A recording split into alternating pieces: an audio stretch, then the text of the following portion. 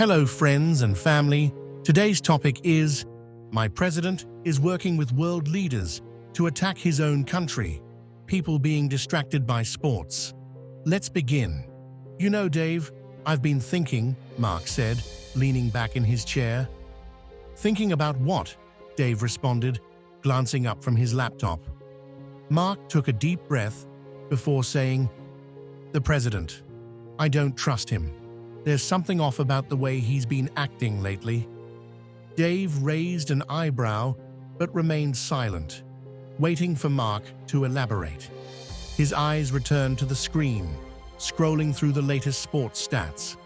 Mark leaned in, his voice dropping to a conspiratorial whisper.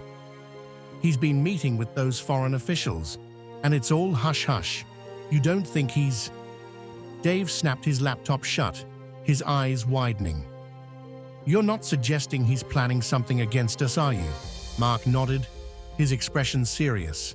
"It's just a gut feeling, but with the way things have been going, I wouldn't put it past him."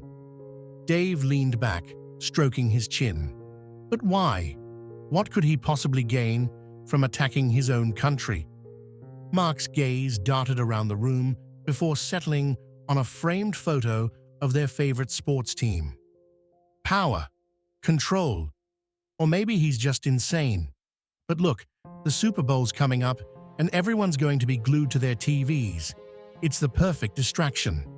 Dave frowned, skepticism etched on his face.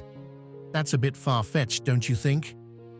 "I know it sounds crazy," Mark said, his voice tense. "But hear me out. The economy's in shambles, and his approval ratings are plummeting. What if he's trying to rally support through fear?" Dave's frown deepened. "That would be unthinkable." "But it's not just me," Mark insisted, his eyes searching Dave's for any hint of belief. "I've been reading these articles, seeing the patterns, and it's all happening so fast, nobody has time to process it. The more I learn, the more it feels like we're being set up for something big." Dave's skepticism wavered. "All right, let's say you're right. What do we do about it?" Mark's eyes lit up with determination. "We need evidence, something concrete to take to the authorities. I've been digging around, and I might have a lead. There's a journalist, Rachel, who's been working undercover on this. She's got connections in the government, and she's been dropping hints about some serious corruption at the top." Dave leaned in, his curiosity piqued. "What kind of evidence are we talking about?" "I'm not sure yet," Mark admitted, "but Rachel's been hinting that she's onto something huge. She's been dropping hints like breadcrumbs in her articles. If we can piece it all together, we might just have what we need to expose him." Dave's mind raced. The Super Bowl was in 3 days. If Mark's suspicion was correct, then time was of the essence. "We need to contact her. Now."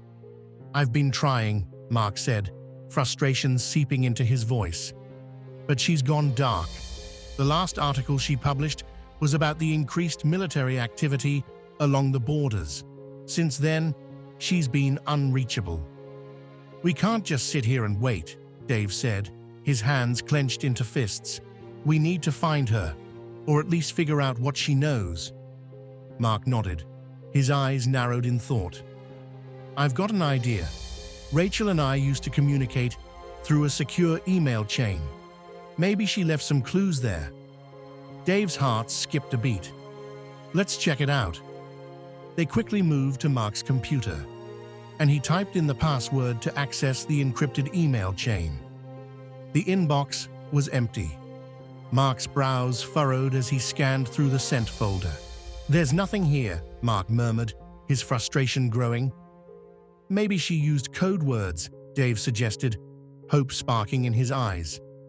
Mark nodded and started reading through the emails, searching for any anomalies or patterns that could indicate a hidden message. His eyes scanned over the words, looking for the tiniest of clues. "Here, look at this," Mark said, pointing to a seemingly innocuous email titled, Game day snacks. Dave leaned in, reading the email that discussed various recipes for Super Bowl parties. It was all very mundane until they reached the bottom. There, Rachel had listed a series of dates and times that matched up with the president's secret meetings. "These are the times he's been meeting with the foreign officials," Mark said, his voice shaking with excitement and fear. "But what does this mean?" Dave squinted at the screen, his mind racing. "It's a schedule," he murmured. "But for what?" Mark's fingers flew across the keyboard as he pulled up a map of the city. "These locations, they correspond to the areas where the military has been spotted." Dave's stomach clenched as he pieced together the puzzle. "You think they're planning to attack during the game?" Mark nodded gravely. "It would be the perfect cover. The city's most vulnerable, and everyone's attention will be elsewhere." Dave's mind raced. "We have to warn someone. The FBI, CIA, someone." "They won't listen," Mark said, shaking his head. "They're all in on it. We're on our own." Dave's eyes widened in disbelief. "What about the local police? Or the media?" "They're too entwined in this," Mark said, his voice grim. "The only people we can trust are ourselves." Dave felt a chill run down his spine. The gravity of the situation was sinking in. They had to act fast, before it was too late. "We need to get to Rachel," he said, urgency in his tone. "If she has more information, we can stop this together." They decided to visit Rachel's apartment. The city was buzzing with Super Bowl fever, making it easy to blend in with the crowds. The anticipation of the game was palpable. It seemed everyone was caught up in the excitement, oblivious to the potential danger lurking beneath the surface. They approached Rachel's building, an unassuming structure in the shadow of the towering stadium. As they climbed the stairs, the sound of distant cheers grew louder, a stark contrast to the quiet urgency of their mission. "It's eerie, isn't it?" Dave said, glancing over his shoulder. "What is?" Mark replied, his focus on the stairs ahead. "How everyone's so caught up in the game," Dave said. "They have no idea what might be happening." Mark nodded, his jaw set. "We can't let this happen. We have to get to Rachel." They reached her door, and Mark tried the handle. It was unlocked. With a silent nod to Dave, he pushed it open, revealing a disheveled apartment. Papers were scattered across the floor, furniture overturned. The TV was on, playing highlights from past Super Bowls on a loop, the volume low enough to not attract attention. They split up to search the place, each step echoing through the emptiness.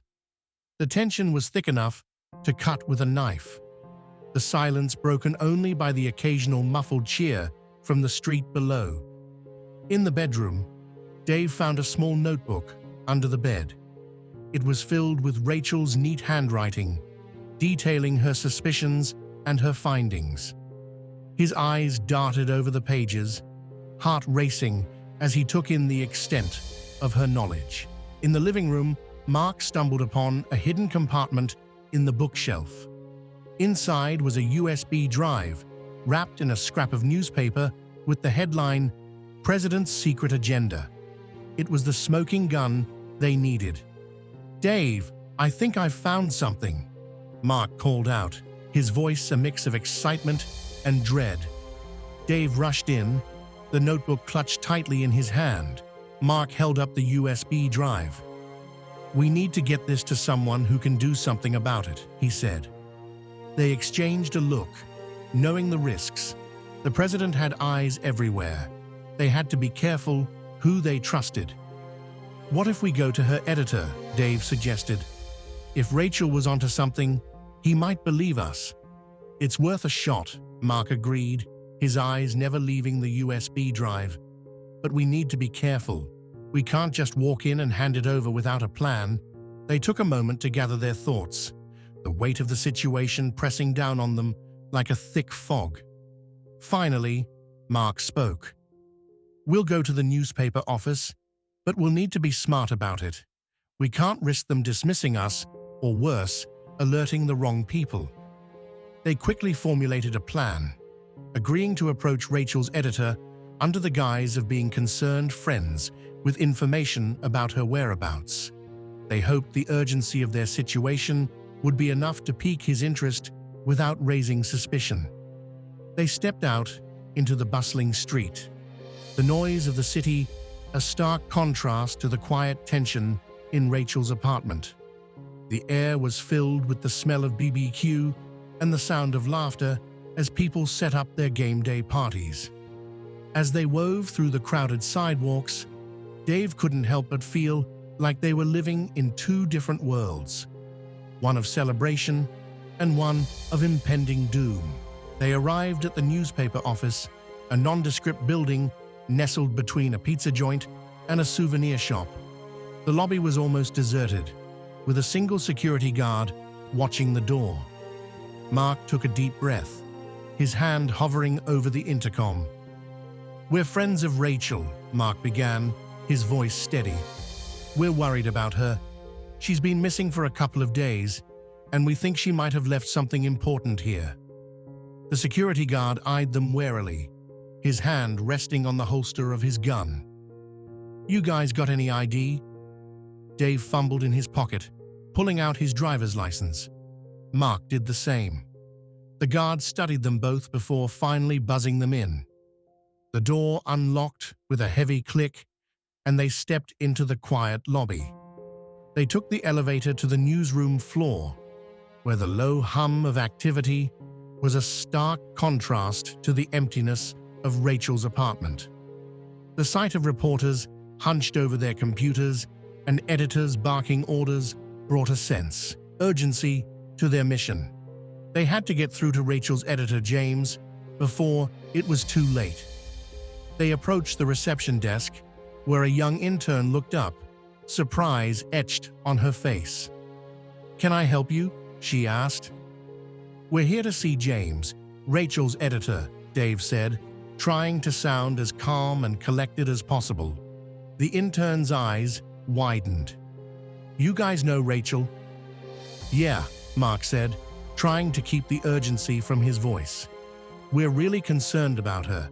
She's not answering her phone, and we think she might have left something here." The intern glanced around nervously before pointing to a glass-walled office at the back. "He's in there, but he's pretty busy with the Super Bowl coverage." They exchanged a quick look before Mark took the lead. "It's about Rachel," he said firmly. "It's really important." The intern nodded and picked up the phone, whispering into the receiver.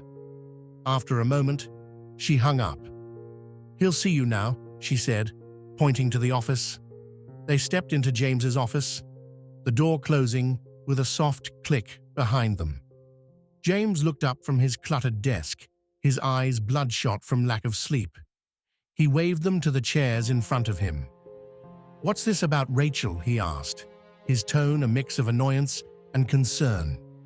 Dave and Mark shared a quick look before Mark slid the USB drive across the desk. "We found this. We think it's related to her disappearance." James's gaze fell on the USB, his eyes widening. He leaned back in his chair, studying them both intently. "What do you know?" "We're not sure," Dave admitted, "but we think it's about the president's secret meetings." James leaned forward, his expression a mix of skepticism and curiosity. "What makes you say that?" Mark placed Rachel's notebook on the desk next to the USB drive. "We found this at her apartment. She's been leaving us breadcrumbs, hinting at something big. We think she was on to something about the president and the foreign officials." James flipped through the notebook, his eyes scanning the pages rapidly. The tension in the room grew as the seconds ticked by. Finally, he looked up, his expression grave. "What you're suggesting is treason of the highest order. If true, we could be in a lot of trouble." "That's why we came to you," Mark said, his voice firm. We need someone to expose this before it's too late. James leaned back in his chair, tapping his fingers on the desk. His gaze shifted from the USB to the notebook and back again. "All right, I'll take a look," he said finally. "But I can't promise anything. If what you're saying is true, we're all in deep water. Thank you for your time. God bless."